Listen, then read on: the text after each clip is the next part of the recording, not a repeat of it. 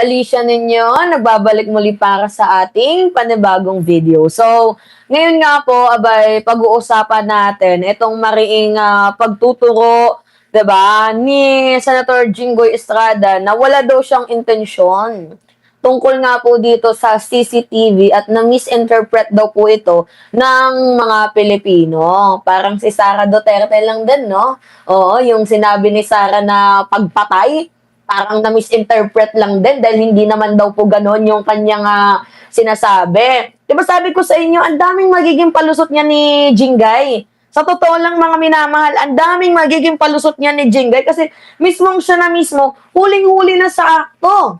Ay malamang ang gagawin niyan, ay magpapalusot, alangan naman aminin niya. Eh lalo pat kitang-kita sa video. 'Di ba? Big Goto. 'Di ba mga minamahal, Marie Chris Hernandez. Kitang-kita sa video kung paano sinabi ni Jingay na itago nyo yung CCTV. Doon pa lang, bakit gusto mo nang itago ang CCTV? For what reason? Para saan pa yung sasabihin mong na-misinterpret? Huwag mo kaming ginagawang mga parang pinanganak kahapon. Hindi naman po kami bobo. Oo, Mr. Jingay. Hindi naman po kami yung parang mga baby eh. 'Di ba? Alam naman namin na ikaw, Jingay, ay isa ka. 'Di ba? Takay na ni Criso. Okay, Crisulo, bati na tayo. Sige na, Crisulo. Bati na tayo. 'Di ba? Hindi naman tayo para bata, mga minamahal, na para sabihan na, oy, oo, itago mo ang CCTV. Kasi ang gagawin natin, ganito, ipagtatanggol natin itong si Robin, itago natin yung mga ebidensya. Di ba? Alangan naman sabihin yan ni Jingay. Which is, di ba? Hindi gagawin niya ni Jingay, mga minamahal. Gets ninyo?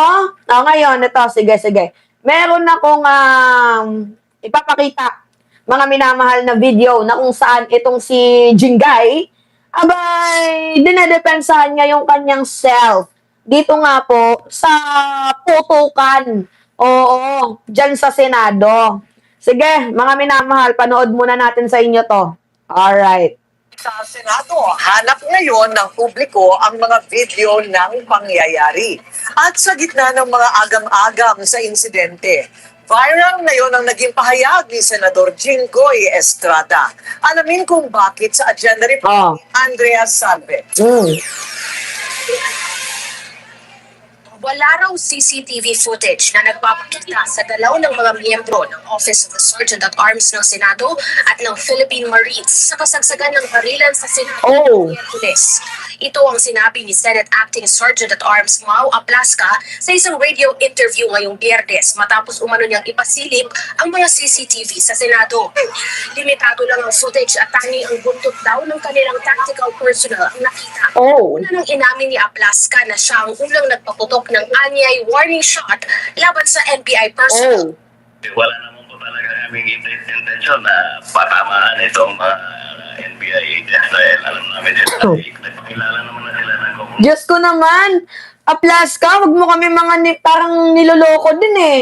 'Di ba? Wala po talaga kaming intensyon na patamaan. Diyos niyo naman, Santa Barbara Bendita, itong Sergeant at Arms natin. Parang ewan din eh, no? 'Di ba? Niloloko nyo kami. Malamang kaibigan niya yung si Bato. Anyway, sige, continue tayo. Kaya warning shot lang po talaga. In-expert po namin. Warning shot pero yung CCTV hindi maipakita. Sige nga, may CCTV bang pinakita sa inyo mga minamahal ng putukan? Kasi ako wala pa din ako nakikita up to this moment na mayroong pinakitang CCTV na nagpuputukan. Diba? Hindi nila nire-release mga minamahal. So they are hiding something. Gets ninyo? They are hiding something. Kasi up to this moment, hindi pa rin nilalabas ang putang inang CCTV na yan. Gets? Pagkatapos ng warning shot, mag-stand down po sila at ibaba po nila kanilang mga parel. Pero medyo nagulat po kami dahil bumuli po sila towards our direction. Inamin din ng NBI na sinagot nila ang unang putok mula sa mga miyembro ng USAA. Pero anila, warning shot lang din ito. Ang USAA, kaibigan ni Senator Ronald Bato de la Rosa. So, paano natin pagkakatiwalaan ang USAA? Sige nga. Paano natin pagkakatiwalaan ng USAA kung hindi tayo niloloko nitong mga hindot na to? Diba? at hindi na nasundan pa. Nakakuha ang Billionaire News Channel ng body-worn camera footage kung saan ikinikwento ng NBI Body worn lang, ang gusto naming makita yung mismong real na CCTV footage. Yun yung kami ginagawang parang mga pinanganak kahapon. Mga hindot talaga kayo. agent yung naganap na barilan.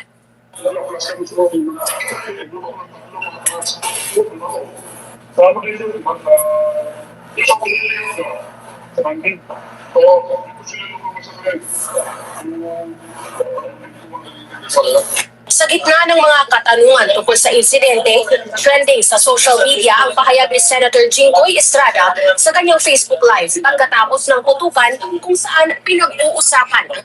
At saka pansinin nyo, mga minamahal, lahat ng majority nag-live. Only minority ang sinisisi nila ngayon na bakit hindi daw nag-live. Parang kasalanan pa ng minority na nauna silang umuwi. Eh sino ba yung huling umuwi dyan? Di ba si Bato? O ay si Padilla. So siya yung talagang hinihinalang person of interest. Pero simple question lang yan eh. I-release ninyo ang CCTV na kung saan merong nagputukan para alam ng mamamayang Pilipino kung ano nga ba yung nangyari. Huwag nyo kaming niloloko na parang mga gago na parang pinanganak kami kahapon. Ulitin ninyo, mga minamahal. Huwag nyo kaming ginagawang tarantado. Oo. Diba? Oh. CCTV sa Senado. Hindi ko kasi nasa nakapilitan ko sa ako na CCTV.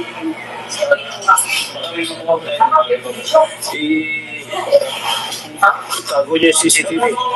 Pero paliwanag ni Estrada, taken out of context ang kanyang pahayag at hindi ito nangangahulugang balak niyang itago ang posibleng ebidensya sa insidente. Disturb yung mga CCTV for the YouTube resident.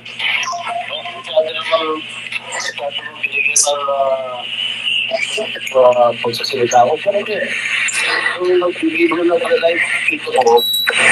Kasi pag nalaman kung